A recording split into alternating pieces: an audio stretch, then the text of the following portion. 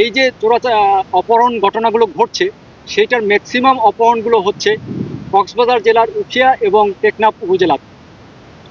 বিশেষ করে টেকনাফের রঙ্গিখালি, আলীখালি এবং জালিয়াপাড়া এবং উখিয়ার উখিয়ার রোহিঙ্গা ক্যাম্প সংলগ্ন যে এলাকাগুলো আছে, বিশেষ করে শ্যামলাপুর, কুটুমপাড়া এবং ওখানে জালিয়াপালং এলাকাতে বেশি অপহরণগুলো ঘটে থাকে।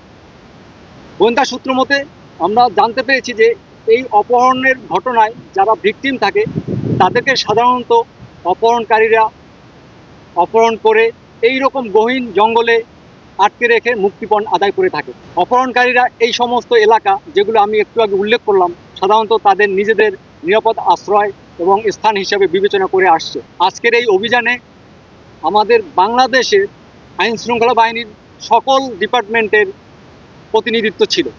র্যাবের পাশাপাশি বাংলাদেশ নৌবাহিনী, BGB, APBN, police, narcotics department এবং বন বিভাগ, এছাড়াও ফায়ার সার্ভিস কর্মীরাও আমাদের সাথে অংশগ্রহণ করেছে।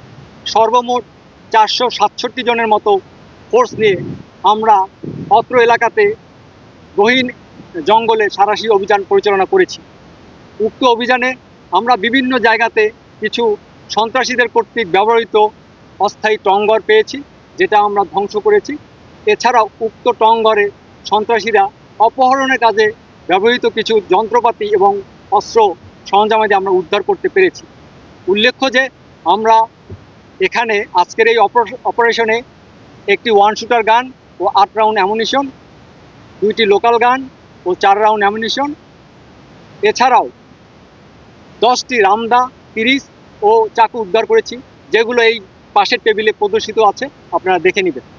এছাড়াও অপহরণকারীরা বর্ণিত টংঘর এবং অস্থায়ী ঘরে যখন থাকতো, তারা সাধারণত মাদক ব্যবহার করে থাকে।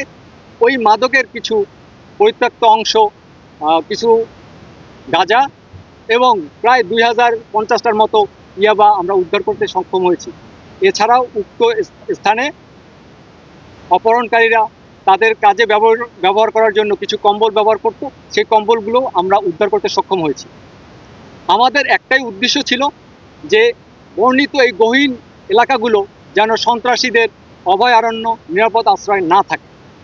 সাধারণত আইনশৃঙ্খলা বাহিনী এই সমস্ত এলাকায় কম অভিযান পরিচালনা করত, বাট এখন থেকে নিয়মিত ব্যবধানে আমরা বর্ণিত গহীন এলাকাগুলোতে সাঁড়াশি অভিযান পরিচালনা করব, যাতে এই এলাকাগুলোর প্রতি সন্ত্রাসীদের নিয়ন্ত্রণ অনেকটা কমে যায় এবং পাশাপাশি আইনশৃঙ্খলা বাহিনীর নিয়ন্ত্রণ ভালোভাবে প্রতিষ্ঠিত হয়।